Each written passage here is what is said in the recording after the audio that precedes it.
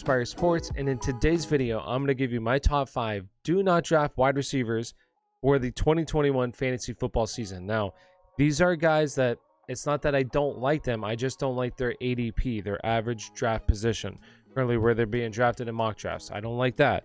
If they get drafted later, then sure, I can definitely get behind that, but there's other guys that are going in that range that I'd rather take. Also, over here is the Discord, is our Discord. If you want to get into our Discord, it's totally free. I'm going to put the link down in the description.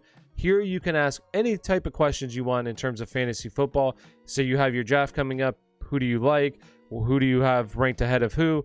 Any of that kind of stuff will help you out. And also during the regular season, any of your start and sit questions, should you do this trade, ask it here. We will answer you. We will answer you. We're not like any of these other places that don't answer your questions. You ask questions, they don't answer. We will answer.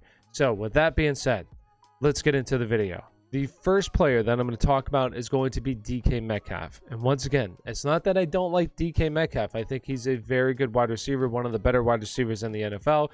It's just currently where he's being drafted at wide receiver number 5. I don't like that. There's other guys in that range that I'd rather take. Last year, from weeks 1 through 8, DK Metcalf was electric. He was so good. I believe at that time he was wide receiver number 2 or 3, determining on PPR and standard scoring. Weeks 9 through 17 was a completely different story. Now, I did tell people at that time, once they went on bye, that you should look to try to trade DK Metcalf because those numbers were, it just wasn't sustainable. He was averaging like 20 yards per catch. His touchdown rate was through the roof. It just was not sustainable. And then weeks 9 through 17, he ended up being wide receiver number 14 in that span. It just wasn't as good. That offense wasn't as good, but still, he kind of fizzled out. This upcoming season, I view him more as a back-end wide receiver number 1. So if he was going like the 10 range, then I could get behind that. But currently, wide receiver number 5, I'd rather take like Calvin Ridley right now is going behind him, AJ Brown, even Michael Thomas I'd rather have over him, Justin Jefferson currently.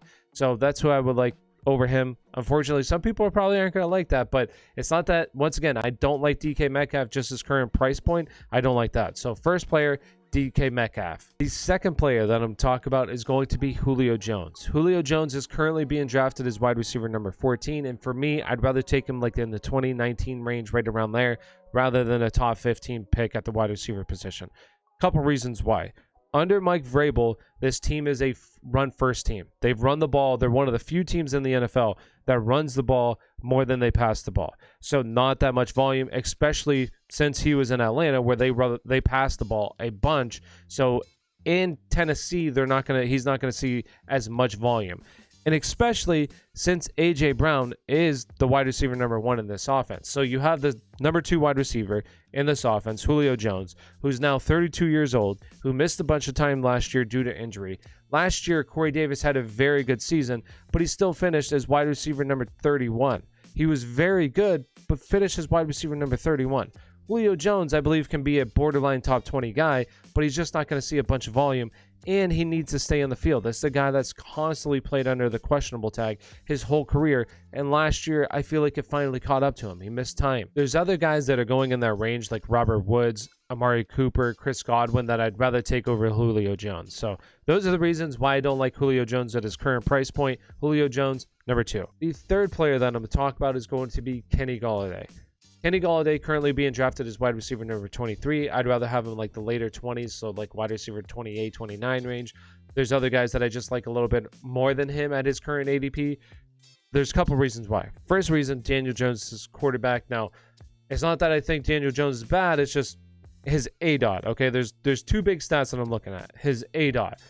His ADOT the past 2 seasons for New York has been in the lower 20s. So he's not throwing the ball down the field as much. ADOT means average depth of target. He's in the lower 20s in terms of quarterbacks.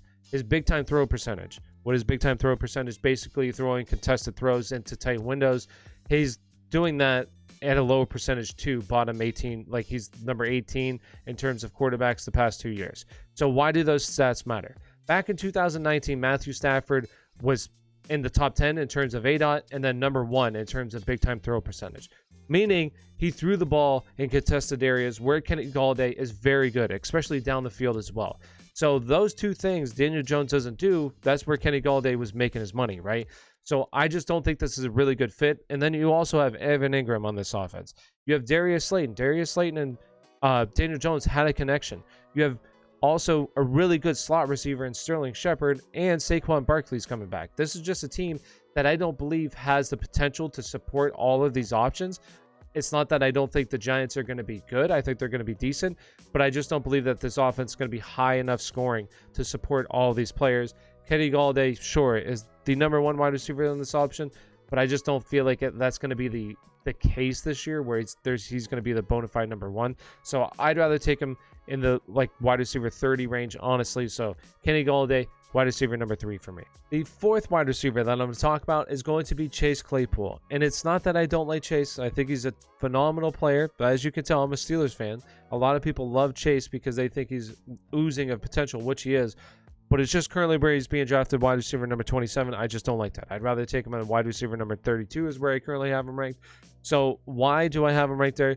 Well, the first thing is, the big thing for me is I don't want him over Juju Smith-Schuster, where he's currently being drafted. I believe Chase Claypool should be the third wide receiver drafted out of Pittsburgh.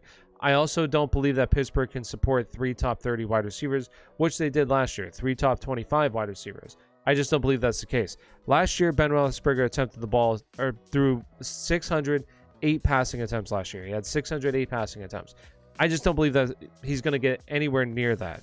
That was the third most in the NFL, 2 behind Tom Brady, and Big Ben missed a game. So basically the second most passing attempts in the NFL. No, thank you. I don't think he's going to come anywhere near that. That's why they drafted Najee Harris, to be more balanced in terms of running game. So less passing attempts means that there's going to be a wide receiver on the outside looking in, and I believe that's going to be Chase Claypool. I think Deontay and Ben have a really good connection. Deontay's the best wide receiver on this team, and then also so does Juju Smith-Schuster, who plays in the slot. And that's Ben's guy, like his go-to guy in big-time situations like third and short. That's where he's going. So for those reasons, that's why I'm out on Chase Claypool. Once again, believe in the talent, just don't like him this year. So Chase Claypool, number 4. The last player that I'm going to talk about is going to be Hollywood Brown. Hollywood Brown last year just didn't quite live up to expectations. Finished outside the top 30 in both standard and PPR. This upcoming season, currently being drafted as wide receiver number 39. For me, I currently have him ranked as wide receiver number 46. So I just don't have a whole lot of interest. Couple reasons why. Number 1, this is a run first team. He's now the second option in this team, but they also drafted 2 rookie wide receivers. Rashad Bateman in the first round. With Rashad Bateman, he's been drawing a lot of buzz already, and a lot of people liked him coming out of college. There was a lot of hype around him, and then Tylan Wallace, for me, is a very good wide receiver as well. So I just don't have a whole lot of confidence in Marquise Brown being any more than like a borderline top 40 guy next year. So I'm out on Marquise Brown. I'd rather have somebody else take him, just because of those additions and the fact that this team, he'd be, the second passing option in this team. So just not a whole lot of interest. With that being said, thank you for watching the video. If you enjoyed this content, please make sure you hit that like and subscribe button. Really appreciate it. Good luck this season. And if you have any questions, make sure you join that Discord. Thank you and have a great day.